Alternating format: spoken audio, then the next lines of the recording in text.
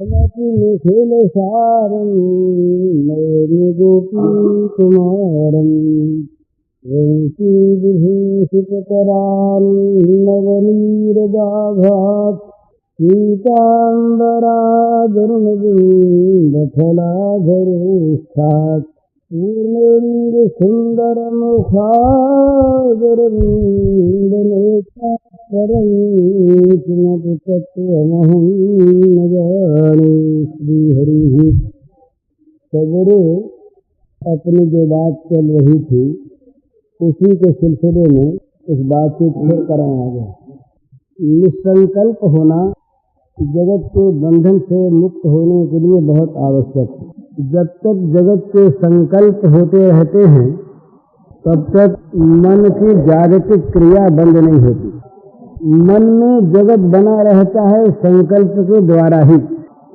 तो जागतिक संकल्प का अभाव होना साधना की परिपुष्टि है और ये बहुत आवश्यक है। परंतु कहना तो सहज है, सर्व संकल्प का हम संन्यास कर दें, सारे संकल्पों का हम परित्याग कर दें, हमारा मन संकल्प रहित हो जाए, मन में किसी प्रकार की कोई कल्पना उठे ही नहीं, ये है बड़ी बढ़िया बात और होनी चाहिए ही। परंतु मन का निसंकल्प होना सहज बात नहीं। इसलिए दूसरा एक तरीका ये कि संकल्प होते रहे। संकल्पों से पुष्टि करने की आवश्यकता नहीं। संकल्पों से लड़कर संकल्पों का निवारण करना बड़ा कठिन होता है। भला वो लड़ने के संकल्प उठने लगेंगे, फिर यति समाज ध्यान धरें, डरे हुए भारी लोभ मोह कोह काम के। यति समाज त्यागी समाज भी रातों जागते हैं, क्रोध काम मोह लोभ कहीं ना आ जाए, इसीलिए उनको और कुछ नहीं करना। तो संकल्पों के निरसन के लिए, संकल्पों के अभाव के लिए संकल्पों की सृष्टि करनी पड़ेगी। संकल्प बंद नहीं होंगे तो संकल्पों से लड़ना छोड़ दे। जो लड़ सकते हैं बहादुरी के साथ, उनका निषेध नहीं है, बड़ा सुंदर लड़े, पर सीधा रास्ता दूसरा उससे कि संकल्पों से लड़ना छोड़ दे, संकल्पों का विषय बदलने की चेष्टा करे। जगत के स्थान में भगवत संकल्प करे। ये भगवान का लीला गुणानुवाद श्रवण मनन पठन किस लिए? क्या व्यास जिन्होंने वेदों का विभाग किया, जिन्होंने ब्रह्म सूत्रों की रचना की, जो ब्रह्म सूत्र सभी प्रकार के वेदांत संप्रदायों के आदर्श हैं, उन्हीं को लेकर सारी साधनाएं आगे चलती हैं। सिद्धांत का निरूपण वहीं से होता है। वो व्यास क्या इतने निकम्मे बैठे थे कि वेदांत का परिशीलन छोड़कर वे लीला कथा का गान करें? क्या नारद इतने वाहियात आदमी जो व्यास को शांति प्राप्त करने के लिए लीला कथा का गान करने का अनुरोध करें? व्यास अपने को अशांत पाते हैं। संकल्पों का परित्याग व्यास में स्वाभाविक माना जाता है, क्योंकि व्यास भगवदावतार है, वेदांत सूत्र के निर्माता हैं। व्यास में संकल्प क्यों हो? तथापि चाहे लीला से ही हो, व्यास अशांत होते हैं। नारद कहते हैं कि आपको शांति इसीलिए नहीं मिली कि आपने निरूपण किया ज्ञान विज्ञान का, परंतु भगवत लीला रस का मधुर मधुर पान न किया न कराया, इसलिए आपका चित्त अशांत है। तो व्यास, नारद और सुखदेव जो वेदांत में परिनिष्ठित हैं, जो ब्रह्मविद वरिष्ठ हैं, जिनका इतना महान त्याग, जिनकी इतनी महान उपरति, जिनको तमाम विश्व में केवल ब्रह्म के सिवा दूसरे का बोध नहीं, स्त्रियां नहा रही, उधर से निकले सुखदेव जी, स्त्रियों ने वस्त्र पहनने की आवश्यकता नहीं समझी, निकल गए। व्यासदेव पुत्र सुखदेव के विरह में कातर होकर उन्हें ढूंढने के लिए निकले, दौड़े।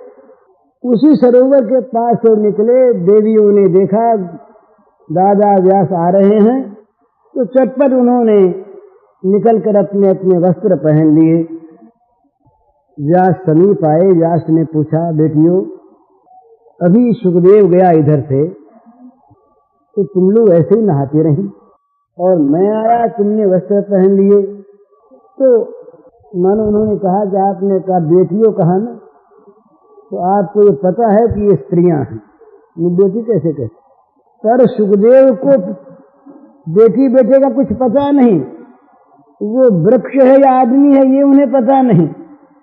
तो जिसके सामने कोई भी वस्तु अपना स्वरूप नहीं रखती बाहरी, उसके सामने कपड़ा पहनो तो क्या, न पहनो तो क्या, आपको महाराज ये पता है। इतने वेदांत परिनिष्ठित सुखदेव, वो महाराज भागवत गान सुनकर लट्टू हो गए।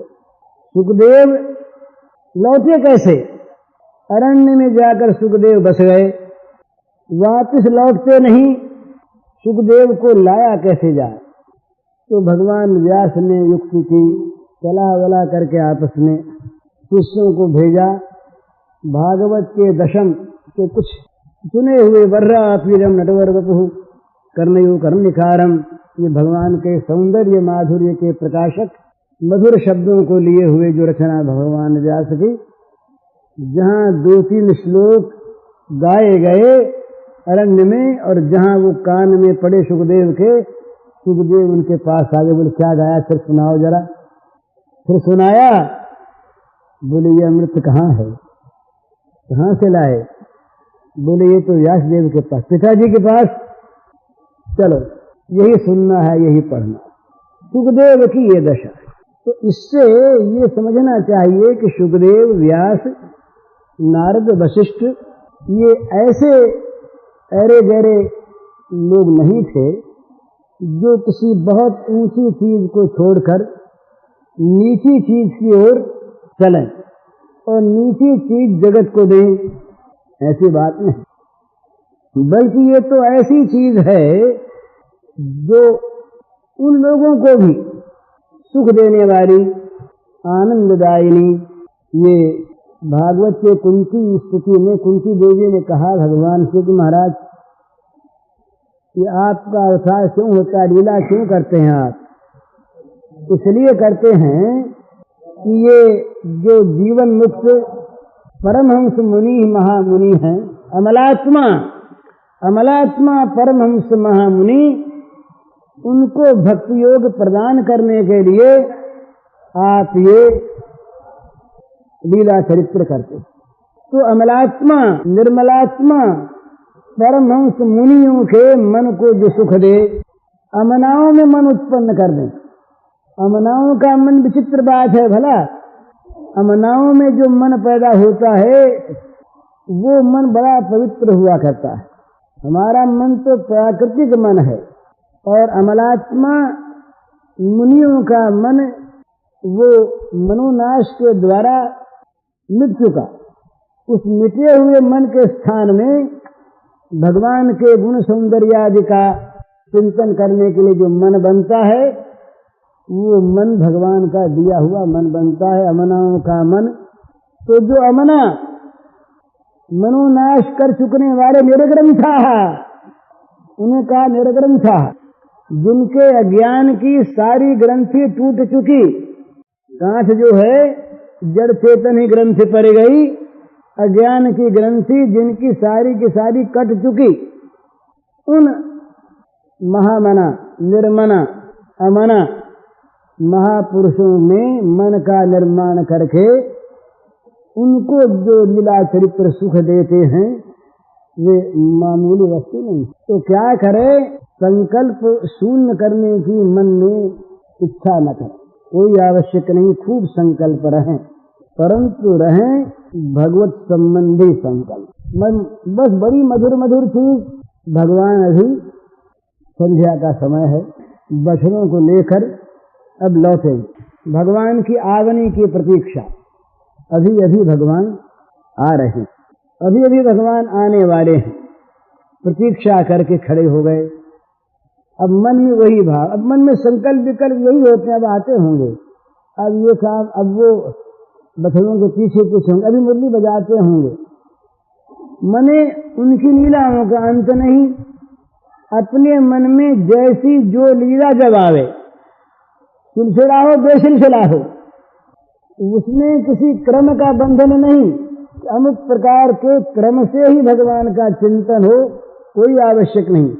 सीधी चीज ना, जब जैसे मन में आवे भगवान की लीला के प्रसंगों का संकल्प विकल्प मन में होता रहे, कभी ये कभी वो, और फिर मन में ये भी आ जाएगा, हम भी खेलें, हमको भी बना ले। ये महाराज साधना की बात है, कहें कि नहीं पता नहीं, पर ऐसी एक चीज है निकुंज साधना की एक बात, इसको मोटे रूप में कह देना है।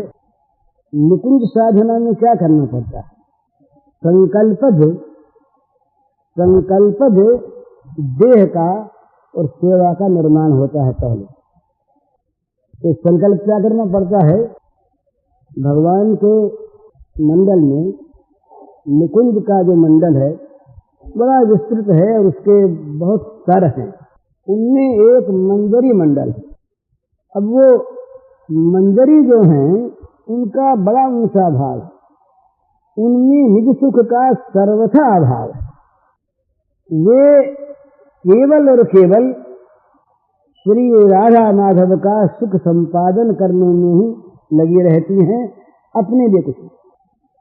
तो उन मंजरियों में से किसी एक को भाव राज्य में भाव से आचार्यत्व पद पर वर्ण करे, गुरु माने, और अपने को संकल्प से किसी मंजरी देह में ले जाए, मंजरी कल्पना करे।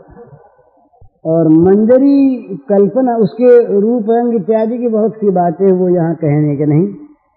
मंजरी कल्पना करे, मंजरी कल्पना करके उक्त गुरु मंजरी के साथ सेवा में हिस्सा मिले, इसकी प्रार्थना करे।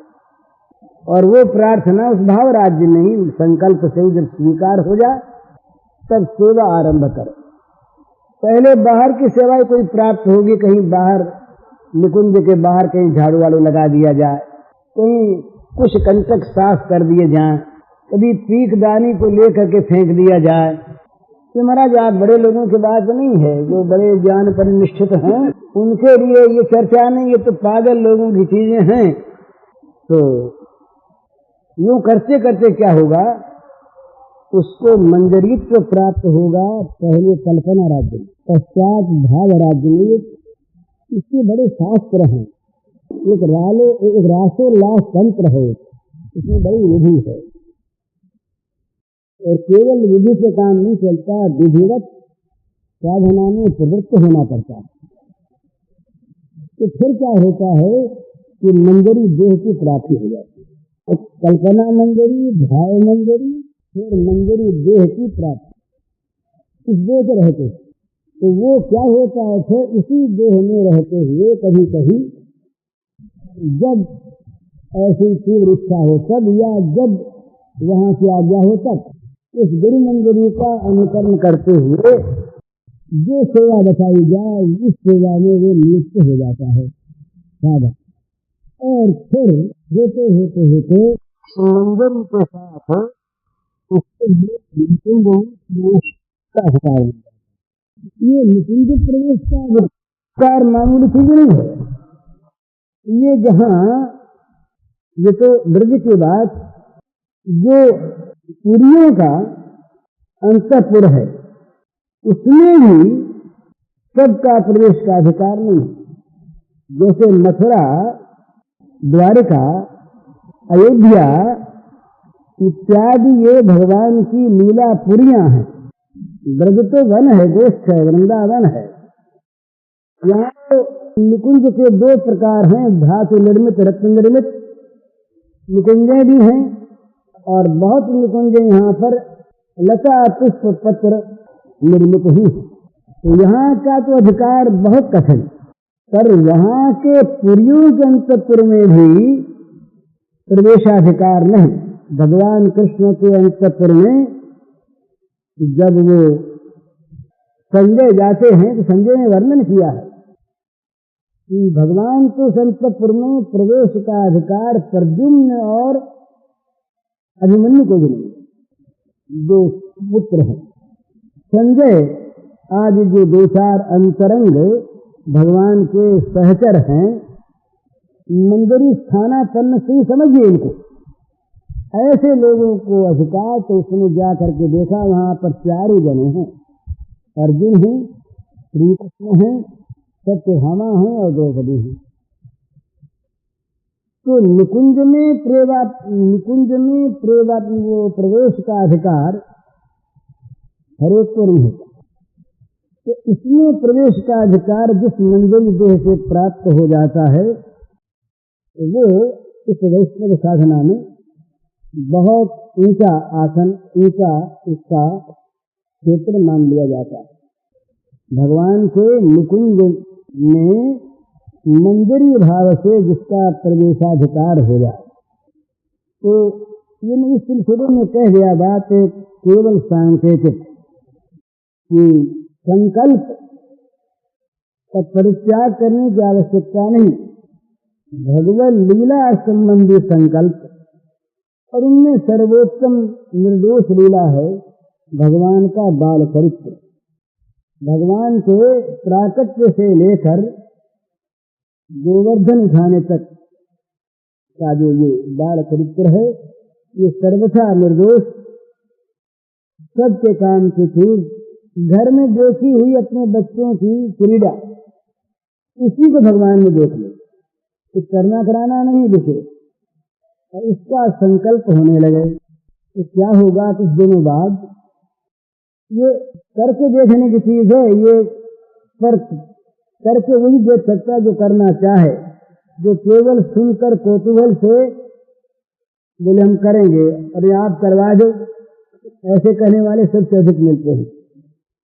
तो हम करवा दो, हमें न करें अपने लिए, हमारे में अगर करवाने की शक्ति हो तो हम करें अपने लिए। तो ये सब फालतू टालने के बाद जो करना चाहता नहीं और चालता है।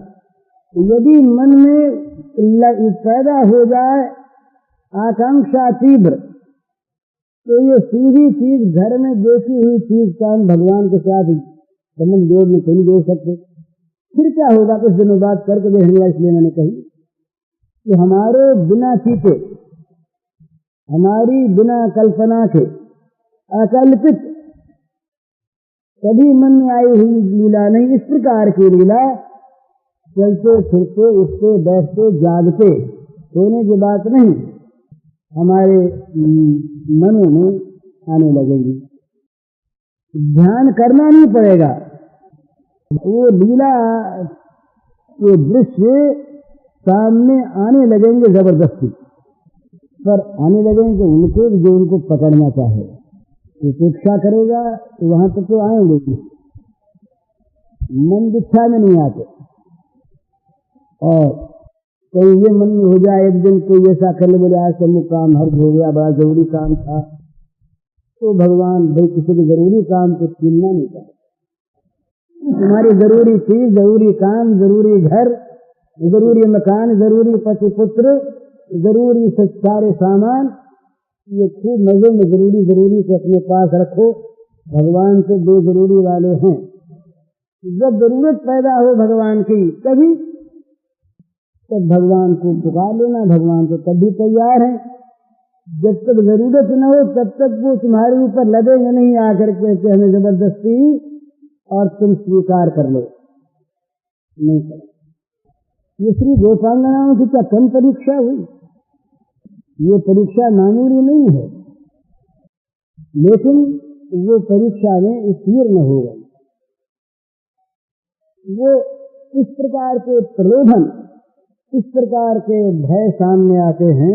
कौन जो परीक्षा, अरे राष्ट्रमंडल की परीक्षा कम परीक्षा, वो तो क्या उसके शब्दों को खाली पढ़ लेते हैं, नरक में जाओगी, पतियों को छोड़ करके आई हो। ये किसी पतिव्रता सती का काम नहीं, ये भगवान करते, दूसरा कोई नहीं करता।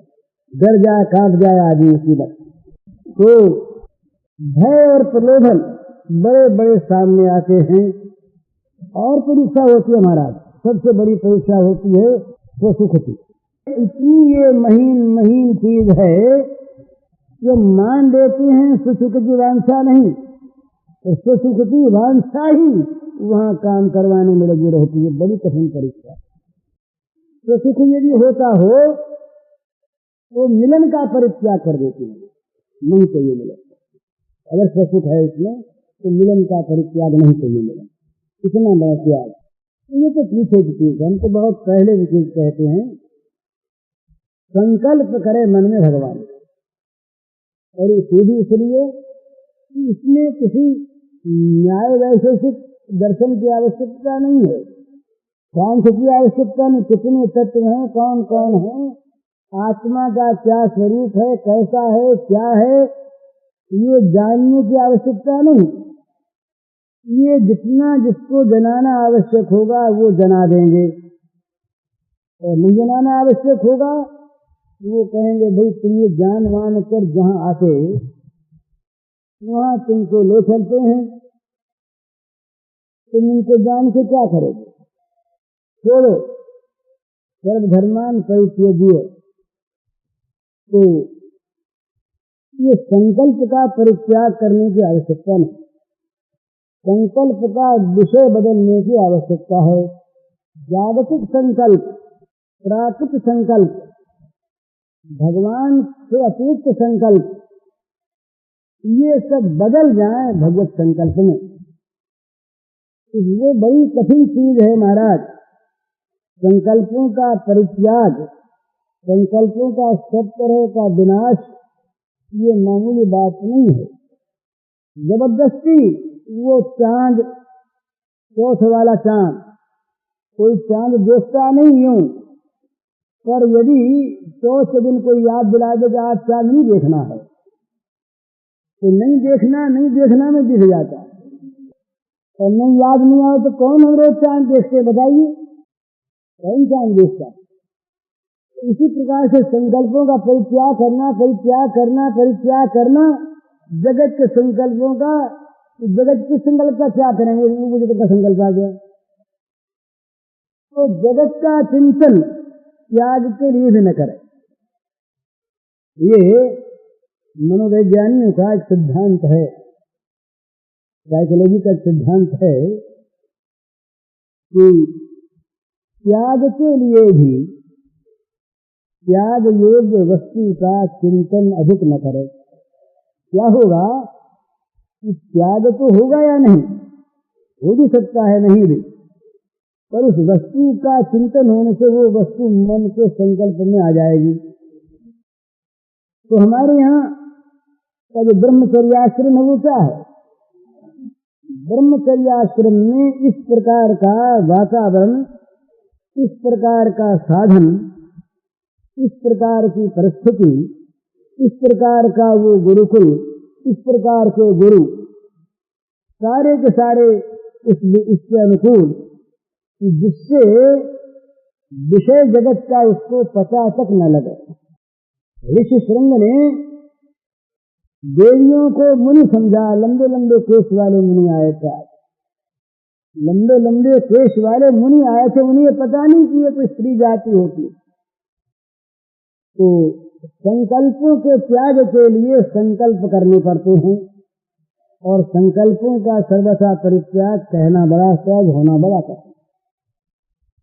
तो ये जो कर सकें बड़ा अच्छा है, नहीं तो ये तो पहलवानी है, अखाड़े में उतर कर संकल्पों के साथ लड़ना है।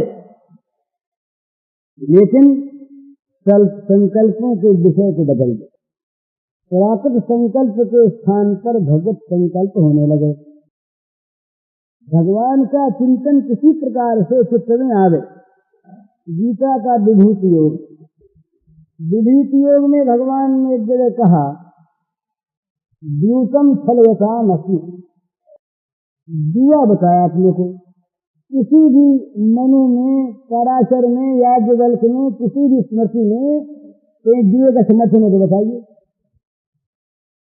और भगवान धर्मशास्त्र वेदता, धर्मशास्त्र के आधार पर कहते जीवा मैं हूं। क्यों कहते? इनमें जीवा मैं हूं, फले का आमती, तो उन जुआरियों से कोई ये कहे कि तुम गीता भवन में चल के बैठो, अमुक अमुक स्थान पर महात्मा आए हैं वहां जाके संग करो, तुम्हें फुर्सत नहीं, ये नहीं जा सकता। तो बोले भैया एक काम करो, जुआ खेलते हैं ना? बोले खेलते हैं। पासे फेंकते हो? बोले फेंकते हैं। बोले प्रत्येक पासे में करो जुआ भगवान, ये भगवान, ये भगवान, ये भगवान। भगवदाकार वृत्ति हुई तो जुआ ठीक है, करना तो यही है ना। भगवदाकार वृत्ति होनी चाहिए। तो जुआरी की वृत्ति भगवदाकार गीता पाठ से कैसे? गीता कहाँ से मिलेगा? ये दान संग करने नहीं आएगा, मंदिर में जाएगा ही। सबको मिलना चाहिए ना। नदी के समुद्र के मछुओं ने कहा महाराज हमारी बुनियाद के लिए भी विधान है, गजा नाम मकर में बड़ी सीधी थी। नदी में नाव खेते हो ना, खेते हैं, मछली पकड़ते हो? हाँ मछली पकड़ते हो, ये तो काम है। तुमको भगवान मिलना चाहिए तो मिलना चाहिए। अब उनके पास वो ज्ञान कहाँ, विज्ञान कहाँ, वो सूक्ष्म बुद्धि कहाँ जिससे ब्रह्म का दर्शन हो सके। मंदिर में तो कुछ जाने न दे उनको, तो क्या करे? तो कहा भाई तुम एक काम करो, मगरमच्छ को भगवान समझ लो। जो सबसे बड़ा जंतु यहाँ पर है जल में, तुम समझो ये भगवान, तो मगर भगवान, ये मकर भगवान, ये मकर भगवान, मकर भगवान। अब भगवान को जहाँ चित्त की वृत्ति में पकड़ा, भगवान की आवृत्ति चित्त से होने लगी, कोई वस्तु कोई स्थान भगवान से खाली नहीं।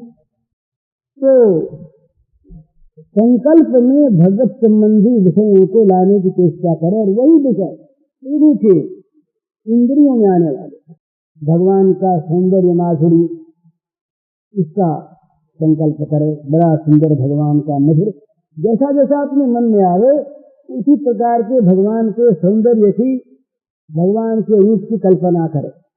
उस कल्पित रूप को अपने मन में बार बार देखे। उस रूप में मन न लगे तो उसकी लीला देखे। अरे खेल ही रहे हैं, डंडे गुंडी खेल रहे हैं, आंख मिचौनी सखाओं से खेल रहे हैं, कोई बात नहीं, भगवान खेल रहे हैं, भगवान सखाओं के साथ खेल रहे हैं।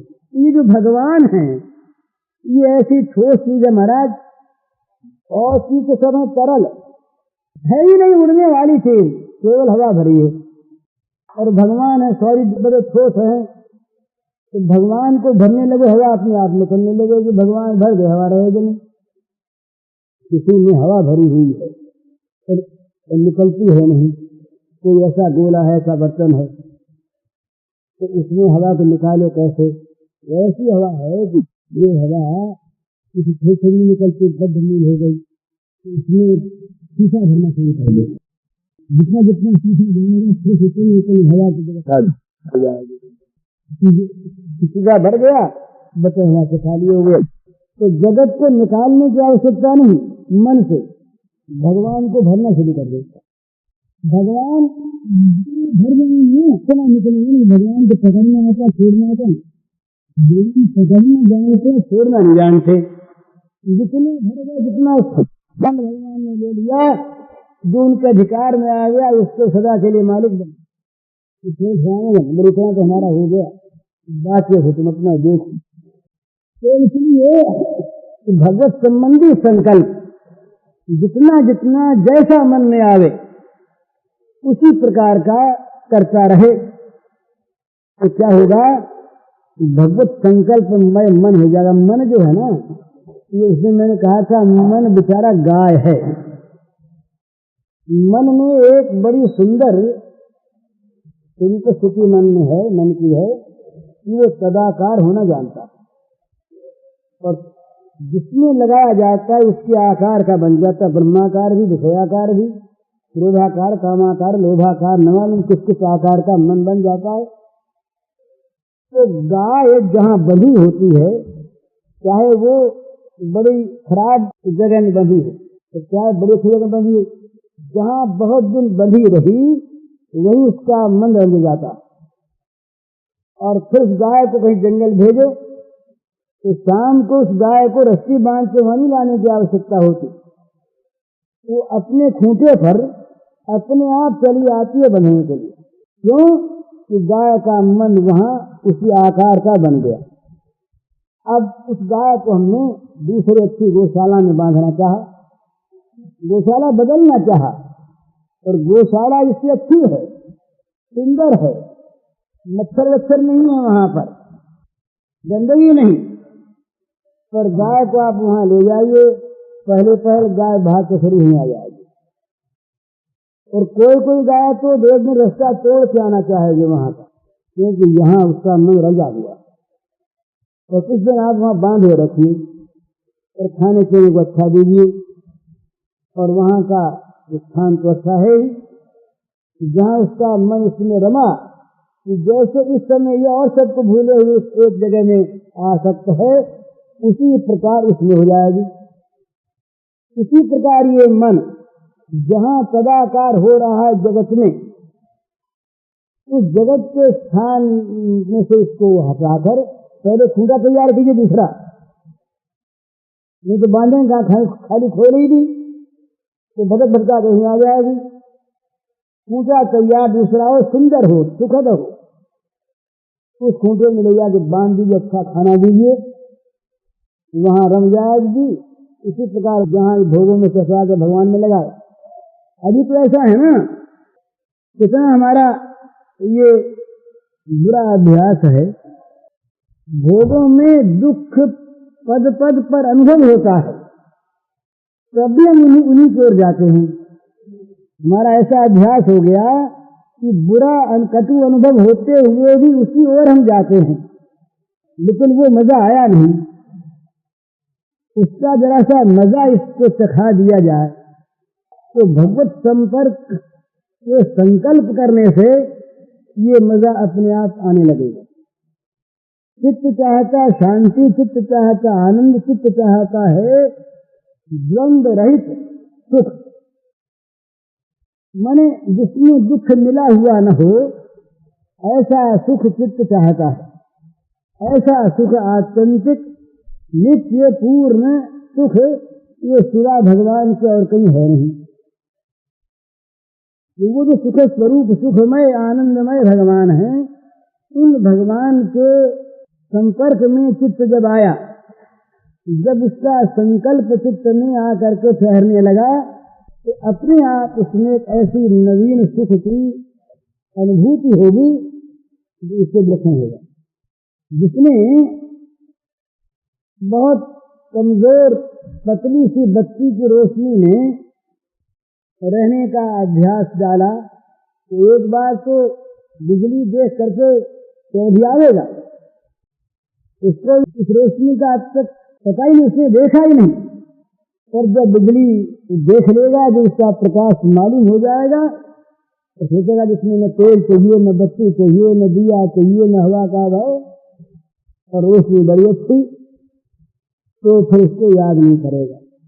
इसी प्रकार भगवान का संकल्प करने वाला हमारा मन बनने लगे, बन जाने पर तो दूसरी बात, बनने लगे तो क्या होगा, ये जगत इसमें से निकलने लगेगा। तो ये जो भगवत भाव का राज्य है, प्रेम का राज्य है, इस राज्य में ये करना पड़ता है कि भगवान को प्रियतम मानकर और भगवान के लीलाओं का संकल्प करना पड़ता है। लीलाओं के संकल्प विकल्प मन तो मानता नहीं, मन अभी तक मरा है नहीं, तो मन में भगवान को बार बार लावे, इसमें लगेगा जल्दी। तब कथामृतम सप्त जीवनम कविजीवितं कल्मषापहम्। ये भगवान का जो चरित्र है ना, चरित्र कथा ही ऐसी, इसमें सबका मन लगेगा। इस चरित्र में सबका मन स्वाभाविक लगता है, भला मीठी चीज है ना, मधुर है, और इसमें त्याग का आरंगा नहीं है। त्याग चाहे कैसा भी हो, मनुष्य को त्याग करना पड़ता है। इसमें तो मिलता है, इसे कुछ मिलता है, सुख मिलता है, और मिलता ऐसा है, ये उसकी विचित्र ये इसका ये स्वरूप है, ये जब मिलेगा तब ये दूसरे सबको खा जाएगा। ये भगवत भाव ये जब मिलेगा तो जगत के इस वर्तमान भाव को नहीं रहने देगा, चाहे जगत रहे इसी रूप में, पर उसकी दृष्टि में भगवत रूप बन जाएगा। जगत में प्रत्येक समय, प्रत्येक क्षण और प्रत्येक स्थान में भगवत लीला के दर्शन होंगे। सब जगह भगवान खेल रहे हैं, सब जगह भगवान का लीला विलास हो रहा है, सब जगह भगवान का लीला विहार हो रहा है। मृत्यु में भी, जीवन में भी, दुख में भी, सुख में भी, हानि में भी, लाभ में भी वो अपनी प्रेमास्पद का सुखद स्पर्श प्राप्त करता रहेगा साधक। स्पर्श केवल हाथ से नहीं होता, ये फूल स्पर्श है। स्पर्श का अर्थ है आत्मस्पर्श, ब्रह्म संस्पर्श होता है महाराज। तो ये जितना भी स्पर्श है, भगवत संस्पर्श, भगवान का स्पर्श, ये इतना सुखद है कि इसकी हम लोगों को कल्पना है नहीं और शब्द इसके लिए है नहीं। शब्द तो मन की भाषा के भी नहीं होते और अध्यात्म के शब्द हैं नहीं, इनको तो संकेत से बताया जाता है। शाखा चंद्र न्याय से जैसे चंद्र को दिखा देते हैं, इसी प्रकार से सांकेतिक भाषा में बताया जाता है मन की चीज को। बोले भाई ये चीज मीठी, अब कैसी मीठी? गुड़ जैसी कि चीनी जैसी कि शक्कर जैसी कि आम जैसी कि अंगूर जैसी, मिश्री जैसी मीठी। अब जीभ ने जो अनुभव किया उस मिठास का, और वो और चीजों का भी उसका अनुभव है, तो जीभ बता सकती है कि ये मिश्री का मिठास है, कि चीनी का है, कि गुड़ का है। वाणी क्या बता देगी? इसी जीभ पर जो वादेंद्रिय है, कर्मेंद्रिय, वो नहीं बता सकती। उसी जीवा पर, उसी गोलक में जो रसनेंद्र निर्णय कर सकती है, रस की पहचान करती है, रसानुभूति करती है, वो बताए, इसके लिए भाषा नहीं। तो भगवान के संस्पर्श का जो सुख है वो बता नहीं जा सकता। यानी होकर यहाँ की चीज गिरा नैन नैन बिनुबानी, तो क्या है? इसको करना शुरू कर दे अपने संकल्प में, जैसा वैसा अपनी कल्पना के अनुसार। क्या होगा कि भगवान सत्य है, सर्वमय है, सर्वत्र है, सबके लिए हैं और सब समय है। भगवान का संबंधी संकल्प भी भगवान चाहें तो सत्य कर सकते हैं, क्योंकि वो वहां पर हैं। इस संकल्पक जगत में भी, इस संकल्पक ध्यान में भी भगवान तो है ही, भगवान का वहां अभाव नहीं। इसलिए जब संकल्प करने लगेंगे भगवान का, तो संकल्प के अनुसार भगवान का दर्शन होने लगेगा। ये यही मैं कह रहा था, करके देखने की चीज ये होने लगता है, ठीक ठीक ऐसे होने लगता है। और जहां इसमें और आनंद आया विशेष, उसके बाद फिर मन वहां से हटेगा नहीं,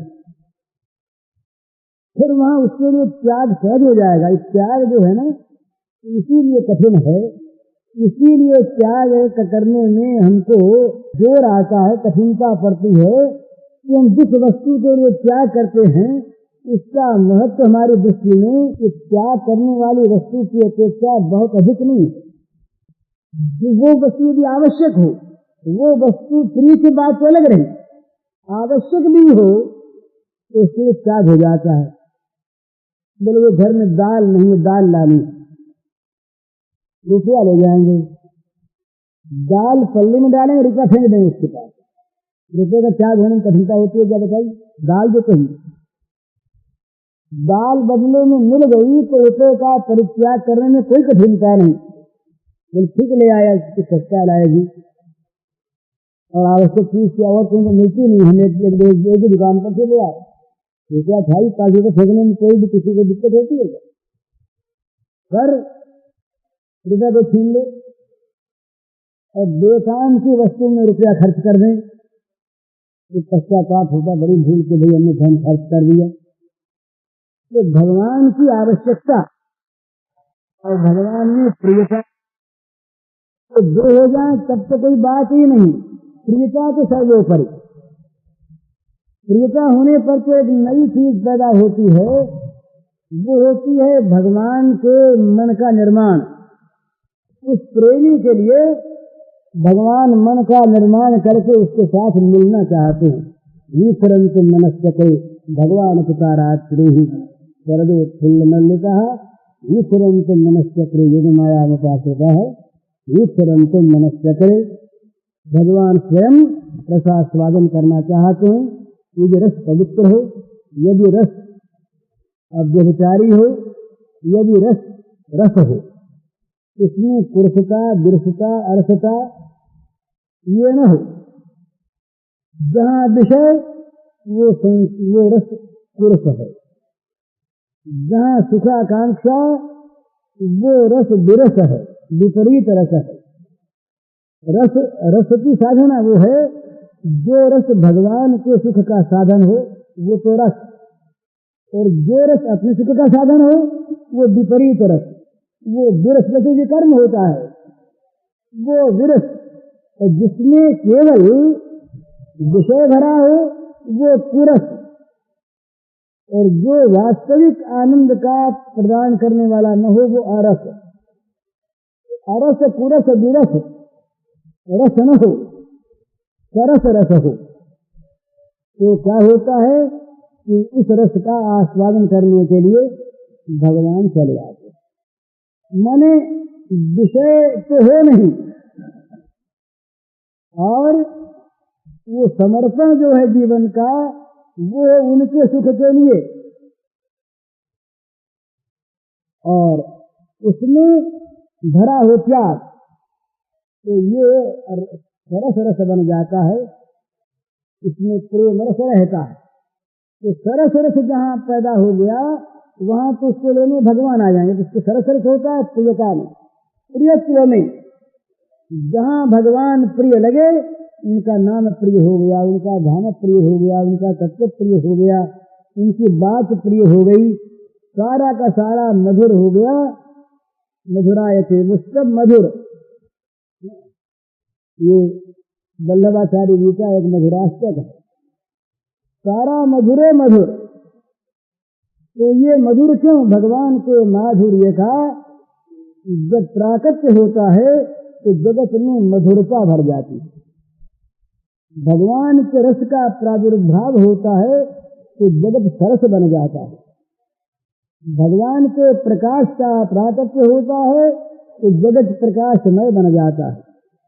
परंतु जहाँ भगवान का संपर्क नहीं, वहाँ न भगवान का रस है, न भगवान का प्रकाश है, न भगवान का औज्ज्वल्य है। तो वहाँ पर कम है, अंधकार है, पुरुष है, विरस है, अरस है। तो भगवान की चाह पैदा हो जाए, आवश्यकता और प्रियता न भी हो तब भी काम होता। बिल्कुल नहीं आवश्यकता है। आवश्यकता हो तो भगवान को आवश्यकता है, धर्म में भगवान को मानकर भगवान को आवश्यकता है। वो तो जीव मात्र सुख चाहता है ना, अखंड पूर्ण नित्य सुख हम सब चाहते हैं, और अखंड पूर्ण नित्य सुख संसार में नहीं, इसीलिए कहीं भी तृप्ति नहीं है। सिद्धांत ही है, इंद्र हो जाए, ब्रह्मा हो जाए, तब भी और आगे कुछ प्राप्त करना चाहते हैं। इसका अर्थ यही है कि नित्य अखंड पूर्ण को चाहते हैं। वो चाहे आत्मा हो, ब्रह्म हो, भगवान हो, जो नित्य पूर्ण अखंड है उसे हम चाहते हैं। तो अरे सुनो तो दादा, आवश्यकता तो हो गई, पर कहीं मल का कीड़ा जाकर के चट्टी पर बैठ गया और वो कहेगा ये अमृत है, और इससे आवश्यकता की पूर्ति करता रहेगा, तो अमृत कहाँ मिलेगा? बात तो ये, हम तो मल भक्ति हैं। सीधी बात यह है, मल भक्ति है। आवश्यकता तो हमको अमृत की है, पर हम तो मल में अमृत मानते हैं ना। मुश्किल तो यह है। दो प्रकार के मच्छियों का वर्णन आता है। रामकृष्ण परमहंस महाराज ने कहा कि दो प्रकार की मक्खी होती है। एक मधुमक्खी होती है जो केवल शहद पर बैठती है, और एक विश्वासी मक्खी होती है वो शहद पर भी बैठती है, पर कोई मल दिख आया उसे तो शहद को छोड़ करके मल पर आ जाती। इसी प्रकार विश्वासक्त जो हम लोग हैं, मेरे जैसे आदमी, उन लोगों का स्वभाव है मलाशक्ति। विषयाशक्ति का अर्थ है मलाशक्ति, भोगाशक्ति का अर्थ है मलाशक्ति, विषयाशक्ति। विषय विष तुलसीदास जी ने इसको विष कहा। कहते हैं तुलसीदास हरिनाम सुधा सजी सच हठी पियत विषय विष मांगी। विषय रूपी जहर को मांग मांग कर अगर भगवान ने नहीं दिया तो कहते महाराज हमको तो अभाव रख दिया आपने, भाग्य फूट गया हमारा, तो आपने कृपा हम पर नहीं कि बोले हम याद आते हैं, मेरे को आप याद आए बताइए, आप चाहे न याद आओ पर हम तकलीफ जो पाते हैं ये पहले मिटाओ फिर आपकी बात करें। ये दे दो मांगी हथित विषय विषमांगी, जबरदस्ती मांग मांग कर न देने पर, गालियां दे देकर कोस कोस कर भगवान के साथ वो असहयोग करके भी तुमको भजेंगे नहीं। आज न भजो भाई, उनको जरूरत होगी अपने भगवानों की तो तुम्हारी बात मान लेंगे, नहीं तो तुम तुम्हारे घर वो अपने घर। तो ये चीज है महाराज, रस की आवश्यकता सबको, क्योंकि रस भगवान का रूप, तुम सभी भगवान को चाहते हो, ये भी बिल्कुल बात कहना ठीक है, पर हम भगवान की क्या पूरी कर लेते हैं दुखों को, पूरी करना चाहते दुख पूरी होती नहीं, मेरा दुख ही दुख, तो कभी भगवान की कृपा से वो क्षण प्राप्त होगा जब हमारा मन यथार्थ देखेगा, अरे हम जिसमें फंस रहे, हम जिसको चाहते, हम जिसमें लगे हुए, वो तो गंदी थी, आज हमारा जीवन गया व्यर्थ में। अब तो हम बस इस रसी को प्राप्त करना चाहते हैं। हमने तो जहर को अमृत माना, हमने तो गंदी चीज को मिठाई मान लिया, हमने तो विष को और सुधा समझ लिया। तुलसीदास महाराज यही कहते, कलप सुधा तो सच विषय नहीं, नरक निकाय विषय मन देही, कलप सुधा तो सब विषय नहीं। जो नरकनी पाकर विषय में मन लगाते हैं तो अमृत दे करके बदले में जहर लेते, चाहे कभी भल कहे कोई, गुंजा गही परस मन कोई, वो बुद्धिमान कैसा सच। इसको मिलता क्या है महाराज, दो चीज मिलती है उसको इसी जीवन में, भोगी के नरक यंत्रणा और दुर्भाग्य। तो नर नरक रूप जीवत जग, भव भंगन पद विमुख अभागी। दिन रात रोता है वो, दिन रात रोता है, उसका रोना बंद नहीं होगा मृत्यु के अंतिम क्षण तक। चिंता मतोन्यांश प्रलयांताम उपाश्रिताः, प्रलयांताम मृत्यु के अंतिम श्वास तक उसे यदि होश रहा जगत का तो वो चिंताग्रस्त रहेगा, चित्त रोता रहेगा, चाहे उसके पास बहुत बहुत चीजें हों और चाहे न हो।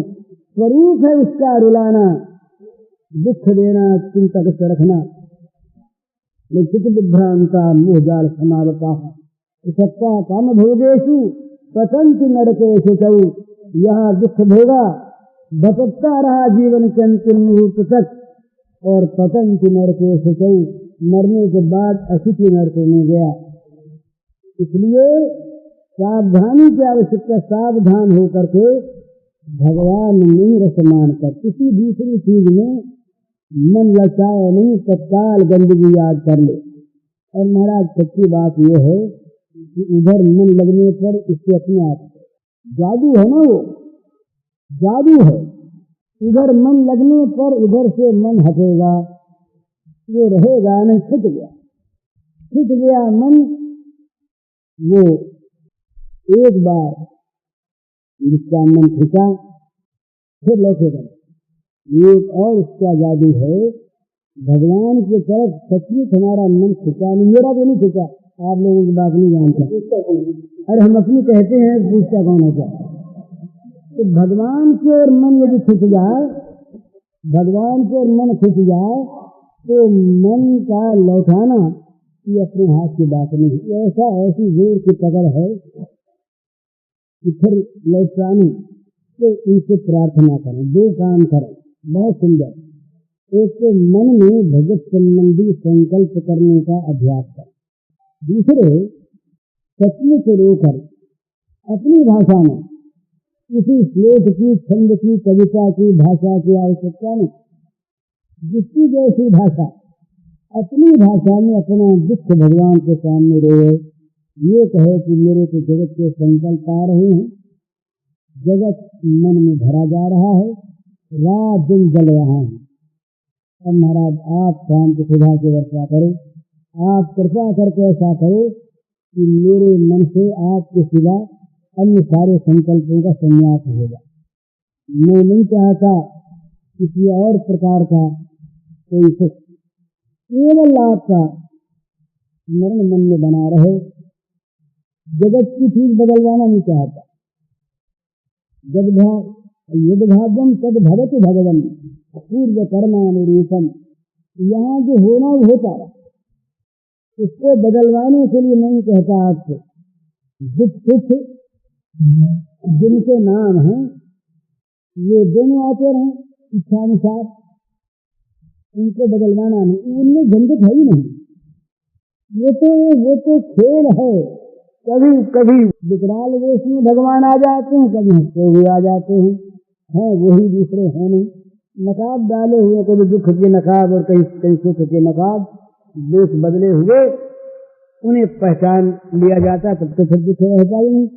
तो पर ये दुख मालूम होता है, इसलिए उनसे प्रार्थना करे कि रात दिन महाराज दुख का चिंतन करता है मन। जगत का चिंतन माने गंदगी का चिंतन, जगत का चिंतन माने दुख का चिंतन, जगत का चिंतन माने नरक का चिंतन।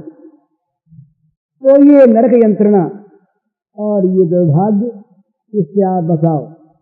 इससे बचने का सीधा तरीका है कि मन में भगवान के संकल्प उठने लगे और भगवान के संपर्क में ही सौभाग्य समझा जाए। बस कुछ नहीं करना हो तो क्या होगा कि संकल्पों का संन्यास नहीं करना पड़ेगा। भगवत संकल्प भगवान को हृदय में ला के बैठा देंगे और जहाँ भगवान आए सब काम बन गया। और नहीं तो महाराज ऊपर स्वान श्रृगाल सरिस जन जनमत जगत जनम दुख लागी। हमारा उत्पन्न होना कैसा? सुअर कुत्ते और सियार के समान, गीदड़ के समान माता को दुख देने वाला।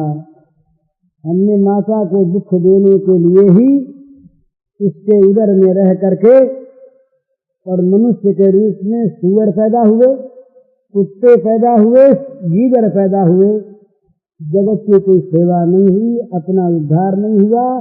माँ के कोख को भी हमने लजाया ही, बुरा किया। तो इसलिए सीधी सीधी बात यह है कि मन में भगवान को लाया जाए। ये सहज जगत जो मन में आए तो मिथ्या चीज को सत्य मान लिया हमने, ये कठिन है उल्टा। और भगवान तो सत्य है, मन में है ही, खाली मन में उनको देखने की इच्छा करना है। भगवान आएंगे नहीं कहीं से, ये तो पहले से मौजूद हैं, उनके बिना हम नहीं। दिखने ही सब कुछ करने लग जाएंगे महाराज। आपके साथ खाएंगे, आपके साथ खेलेंगे, आपके साथ सोएंगे, आपके साथ बात करेंगे, ये तो सब कुछ करेंगे। परंतु होते हुए भी हम अंधे बने हुए हैं, नहीं देखते उनको। भगवान से प्रार्थना करें कि वो हमारी आंख खोल दे और हम देखने लगे। हरिओम सत्संग।